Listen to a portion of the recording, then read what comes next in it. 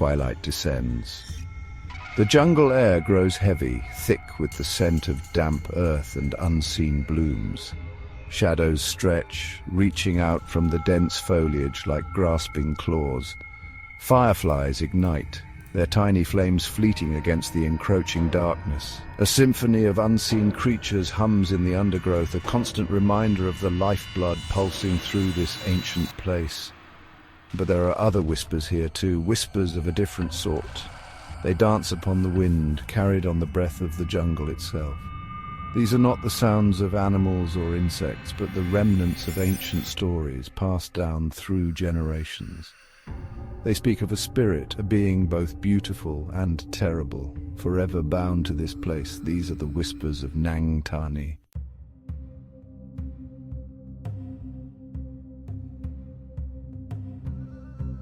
Across Thailand, from bustling cities to remote villages nestled in the mountains, her name is spoken with a reverence tinged with fear. Mothers whisper the legend to their children, a cautionary tale meant to instill both respect and caution. For Nang Tani is not simply a story, she is a presence. A guardian, they say, of the natural world, and her power is not to be underestimated. Her story is woven into the very fabric of Thailand. It is a tale as old as the banana trees themselves, a reminder that the line between our world and the spirit world is thin indeed. Some say she was once a woman betrayed by love and lost to grief. Others claim she is a being of pure energy, born of the earth itself, her destiny forever intertwined with the fate of the banana grove. Whatever her origins, one thing remains constant. Nang Tani is a force to be reckoned with.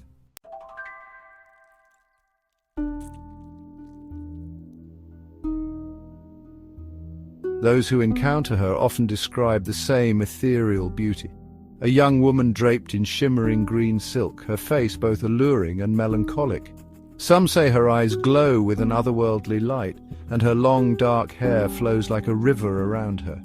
But beneath the beauty lies a power that can be both a blessing and a curse. To those who respect the land, who honor the delicate balance of nature, Nang Tani offers protection. Farmers leave offerings of fruit and incense at the base of her trees, seeking her blessing for a bountiful harvest. Mothers pray to her for the safety of their children, believing her spirit watches over the innocent. But to those who disrespect the forest, who take without offering anything in return, Nang Tani's wrath can be swift and terrible. She is a protector, yes, but also a punisher. A reminder that the natural world demands our respect and that some transgressions are unforgivable.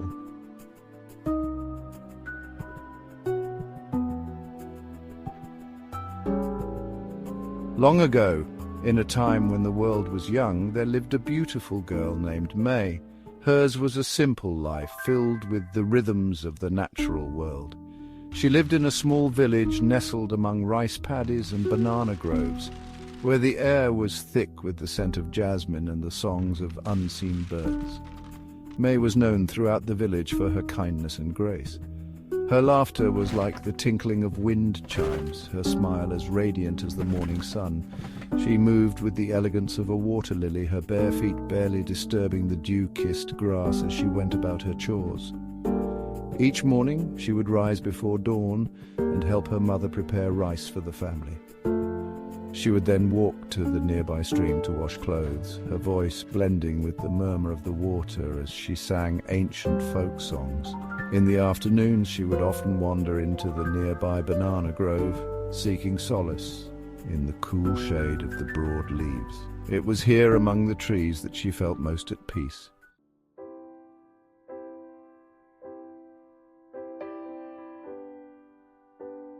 One day, as May was collecting water from the well, she met a young man named Arun.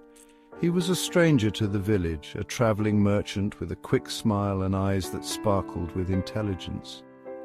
Arun was immediately smitten with May's beauty and gentle spirit, and she in turn found herself drawn to his charm and the stories he told of faraway lands.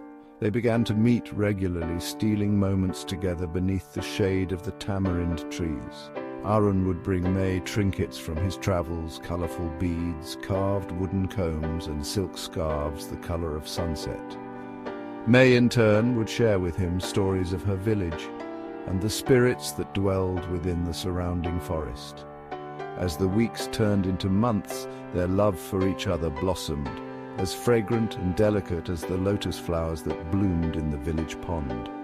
Arun promised to return for May once he had finished his travels, and she, filled with hope and longing, eagerly awaited his return.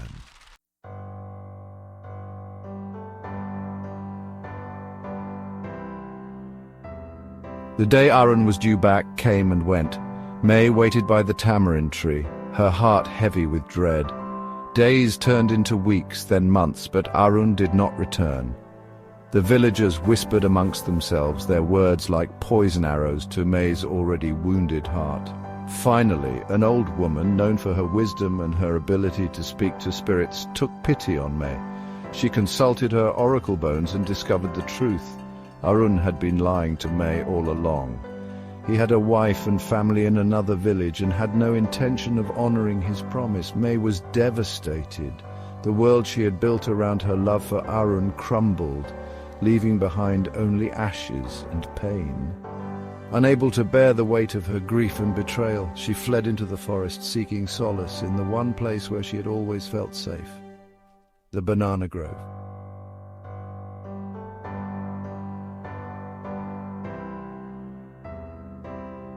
She ran until her lungs burned and her legs ached, tears streaming down her face. Finally, she collapsed at the foot of a giant banana tree, its broad leaves offering her a semblance of comfort. It was there, her heart broken beyond repair, that May breathed her last breath. But May's spirit, unable to find peace, refused to leave the mortal world. It became intertwined with the banana tree that had offered her shelter in her final moments, transforming her into something more than human, something both beautiful and terrible. Thus was born Nang Tani, the spirit of the banana tree, forever bound to the earth, her heart forever marked by love, loss, and a thirst for vengeance.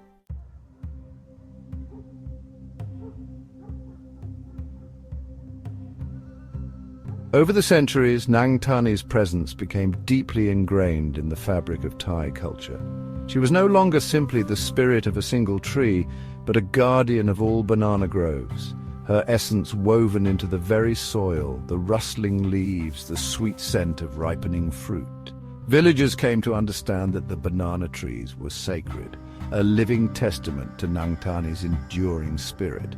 They treated the groves with respect, never taking more than they needed, always mindful of the delicate balance between humanity and the natural world.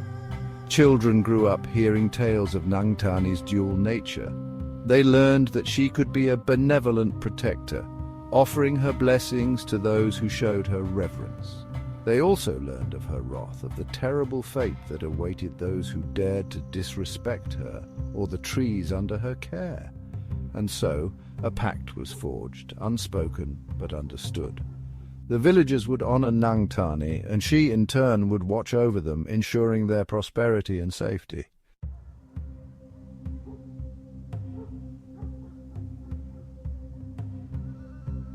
Each full moon, the villagers would gather at the edge of the banana grove to pay their respects to Nang Tani.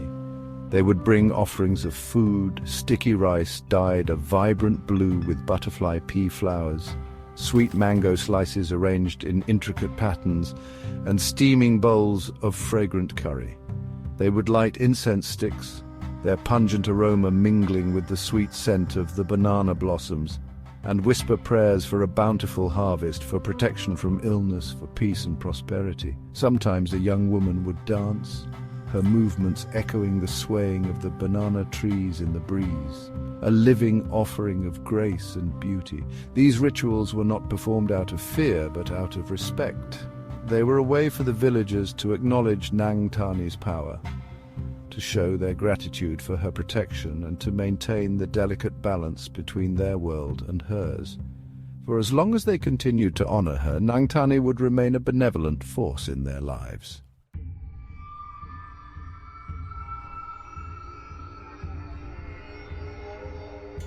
But there were always those who scoffed at the old ways, who dismissed the stories of Nang Tani as mere superstition. Some, driven by greed, would chop down her trees, their axes ringing out like a death knell in the stillness of the forest, their hearts hardened to the whispers of warning carried on the wind. Others, fueled by arrogance and disbelief, would enter the groves at night, their laughter echoing through the trees, their voices a jarring intrusion upon the sacred silence, and they would mock the offerings left by the villagers, scattering the food and stamping out the incense sticks, their actions a deliberate act of defiance. These transgressions never went unpunished. Nang Tani's wrath, though slow to ignite, burned with a cold, unwavering intensity. Those who wronged her would find their crops failing, their animals falling ill, their homes plagued by misfortune. They would be haunted by nightmares, their sleep disturbed by the rustling of leaves and the sound of a woman weeping softly in the darkness.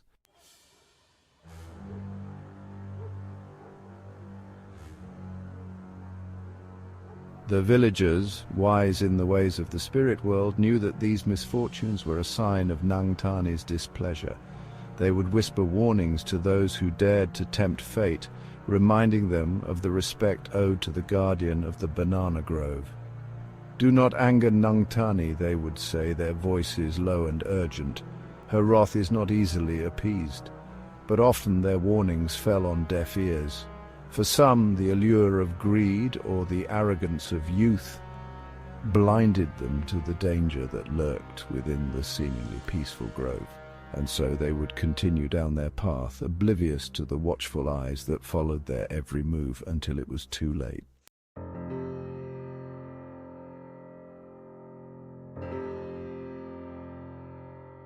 And so the legend of Nang Tani endured, passed down through generations, a cautionary tale woven into the very fabric of Thai culture. She became a symbol of the delicate balance between humanity and the natural world, a reminder that respect and reverence are essential if we are to live in harmony with the spirits that share our world. For Nang Tani, both beautiful and terrible, benevolent and vengeful, represents the duality of nature itself. She is a force to be reckoned with, a constant reminder that our actions have consequences and that some transgressions are simply unforgivable.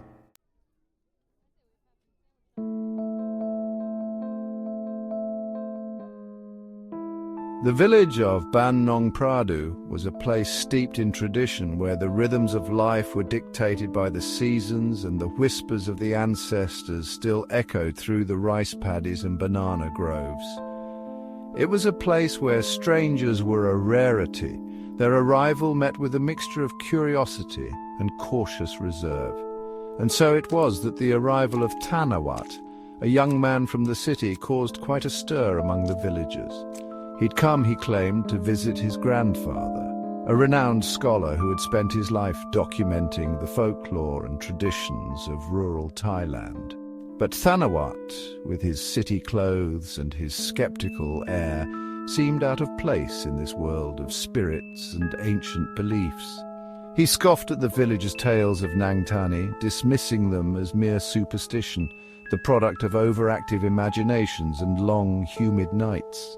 He carried himself with an air of arrogance, convinced that his modern education had somehow made him immune to the unseen forces that govern their lives.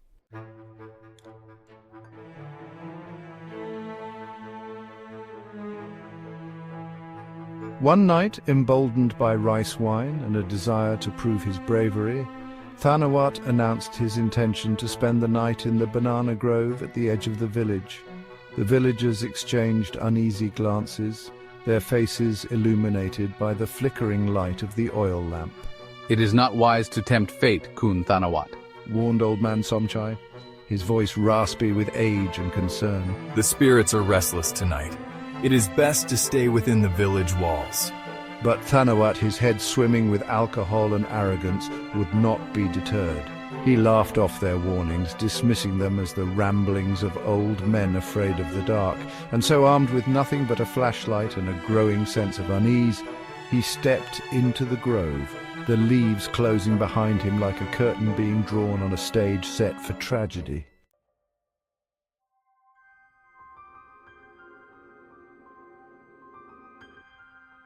The air within the grove was heavy with the scent of damp earth and overripe fruit. Fireflies blinked in and out of existence, their tiny lights barely penetrating the oppressive darkness. As Thanawat ventured deeper into the grove, the sounds of the village, the barking dogs, the murmur of conversation, the distant strains of traditional music faded into an unsettling silence. He had been walking for what felt like hours, though it could have been only minutes when he saw her. At first, he thought it was just a trick of the moonlight, a figment of his imagination fueled by the villagers' tales and the rice wine still coursing through his veins. But as he drew closer, the figure solidified, taking on a life of its own. She stood beneath a canopy of banana leaves, their silver undersides shimmering in the moonlight. Her dress, the color of jade, clung to her slender form, and her long black hair cascaded down her back like a waterfall of ink. But it was her face that held him captive, a delicate mask of beauty and sorrow, her eyes glowing with an otherworldly light.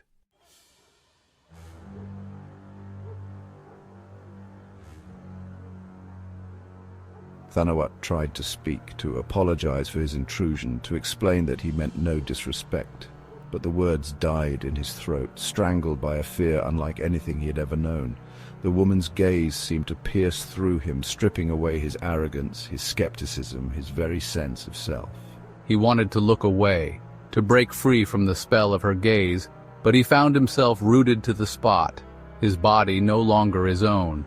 Time seemed to stand still, the only sound the gentle rustling of the banana leaves and the frantic beating of his own heart. "You should not be here. This is not a place for the living," she said, her voice a mixture of sadness and warning.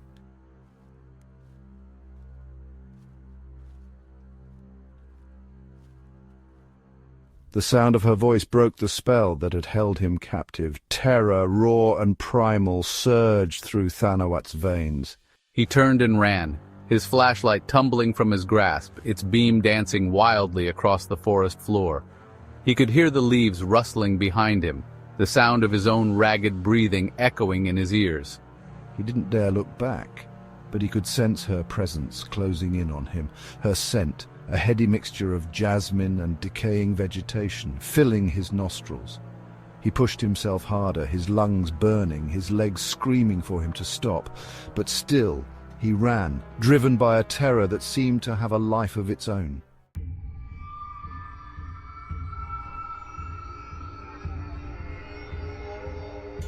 He burst out of the grove and into the village clearing, the sight of the oil lamps flickering outside the huts, a beacon of hope in the darkness. He stumbled and fell, his breath coming in ragged gasps. He could hear the villagers calling out to him, their voices a mixture of concern and accusation. "The spirits, the grove," he stammered, his words incoherent, his body racked with tremors. Old man Sumchai knelt beside him, his weathered face creased with a mixture of pity and resignation. He placed a hand on Thanawat's forehead, his touch surprisingly gentle. "She has marked you, young man," he said, his voice heavy with meaning. "Her touch is not easily forgotten." And in that moment, as the first tendrils of fear began to wrap themselves around his heart, Thanawat knew that he had made a terrible mistake. He had scoffed at the villagers' warnings, dismissed their beliefs as mere superstition. Now he was living proof that some legends are best left undisturbed.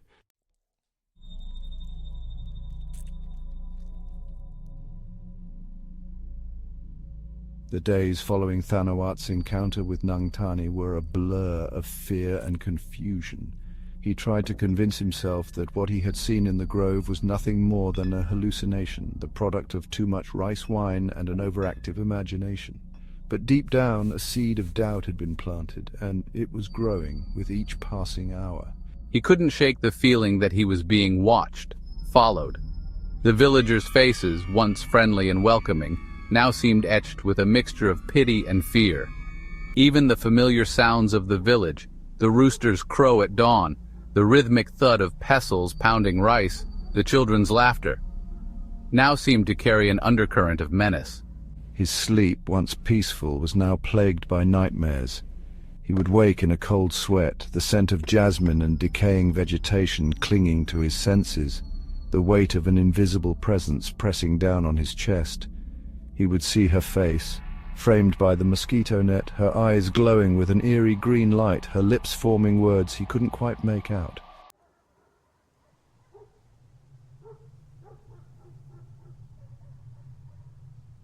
Thanawat tried to confide in his grandfather, seeking solace in the old man's wisdom and knowledge of the spirit world.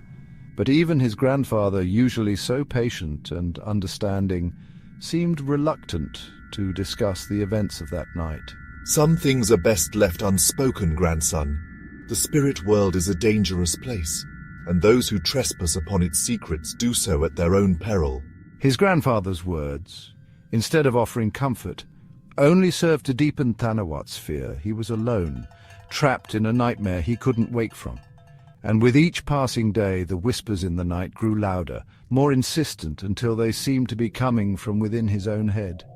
He began to see her everywhere, in the shadows cast by the banana trees, in the rippling water of the rice paddies, in the reflection of his own terrified face in the village well. Her presence was a constant torment, a reminder of his transgression and the price he was destined to pay.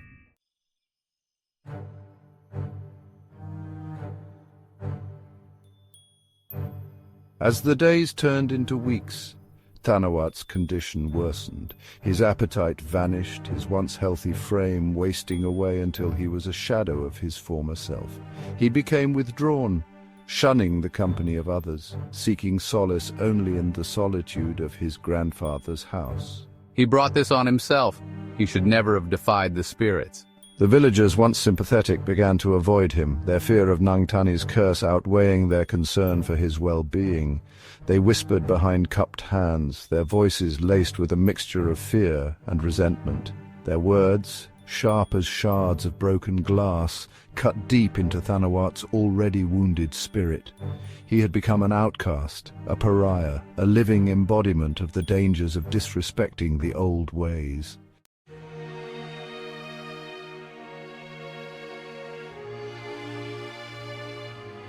Desperate, Thanawat sought out old man Somchai, the village elder who had warned him against entering the grove that fateful night. He found the old man sitting outside his hut, his eyes closed, his lips moving silently in prayer.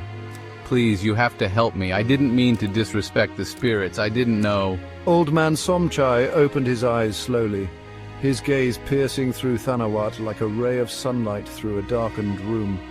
He studied the young man for a long moment, his face unreadable. The spirits are not easily appeased, young man, but there may be a way.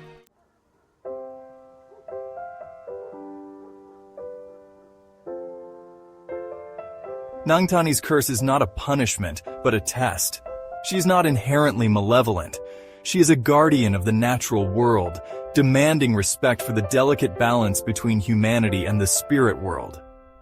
To break the curse, Thanawat would need to prove his remorse, his understanding of his transgression. He would need to perform a ritual, an offering of humility and respect, to appease Nang Tani's wrath and restore balance to his life. But the ritual was dangerous, fraught with peril. It would require Thanawat to confront his deepest fears, to acknowledge the power of the spirit world, and to surrender himself to the mercy of a being whose wrath he had so carelessly invoked.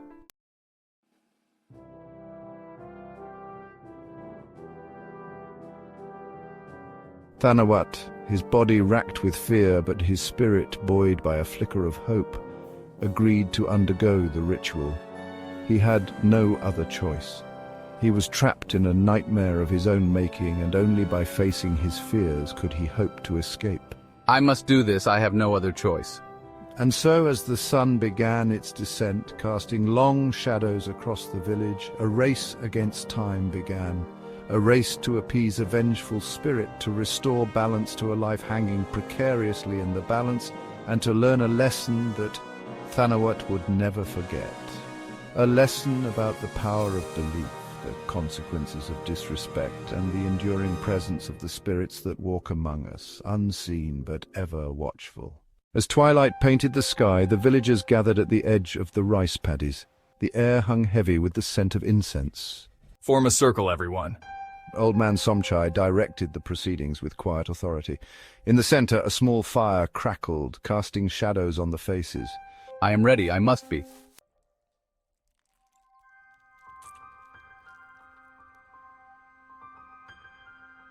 The ritual was a carefully choreographed dance between the worlds, a delicate balance of respect and supplication. Old Man Somchai chanted in a language ancient and melodic, his voice rising and falling in harmony with the crackling fire. The villagers joined in, their voices blending together in a haunting chorus that seemed to weave a bridge between the seen and the unseen. Thanawat, his head bowed in humility, stood before the flickering flames as Old Man Somchai chanted ancient words. Following Old Man Somchai's instructions, Thanawat stepped towards the fire, the heat of the flames licking at his skin like 1,000 tiny needles. He felt a surge of fear, a primal instinct to flee from the unknown. But he pushed the fear down, his gaze fixed on the dancing flames, his heart a drumbeat in the silence. Old Man Somchai placed a small wooden carving of a bird in Thanawat's trembling hands. The bird, its wings outstretched in a gesture of freedom, was a symbol of hope, a reminder of the fragile beauty of the natural world that Thanawat had so carelessly offended.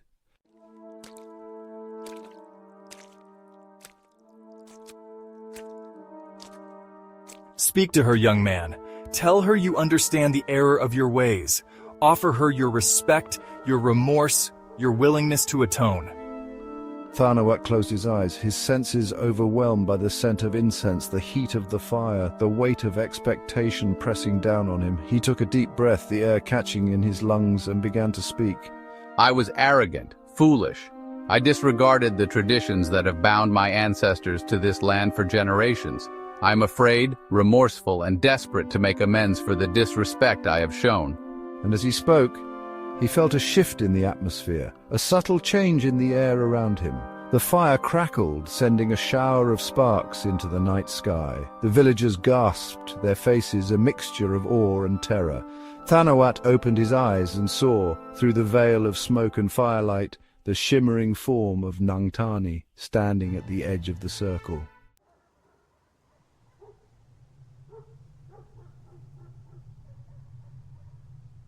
She stood motionless, her green dress flowing around her like liquid moonlight, her long black hair cascading down her back like a waterfall of ink.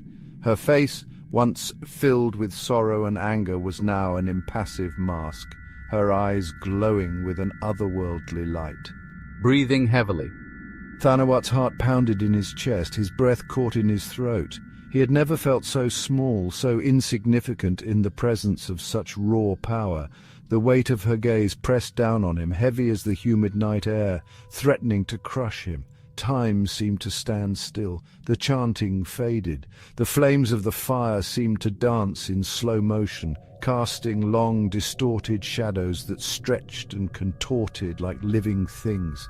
The only sound was the frantic beating of Thanawat's heart, a frantic drumbeat in the oppressive silence. He waited, his entire being focused on the figure standing before him, his fate hanging in the balance. He had offered his supplication, his remorse, his very soul. Now he could only wait for judgment. The moments that followed stretched into an eternity. Thanawat stood frozen, the wooden bird still clutched tightly in his hand. He searched for a flicker of emotion in her eyes, but her expression remained unchanged. The villagers, too, held their breath, their faces a tapestry of hope and fear. A single tear traced a path down Nang Tani's cheek. The tear, a silent judgment, seemed to hang in the air, a tangible manifestation of Nang Tani's power. Thanawat felt a surge of emotion, a mixture of relief and gratitude. He had been spared, granted a reprieve from his actions. He had looked into the eyes of a being both ancient and eternal. As dawn pierced the darkness, Nang Tani's form shimmered, then faded. Thanawat, his spirit renewed, turned his back on the banana grove, the memory of that night forever etched into his soul.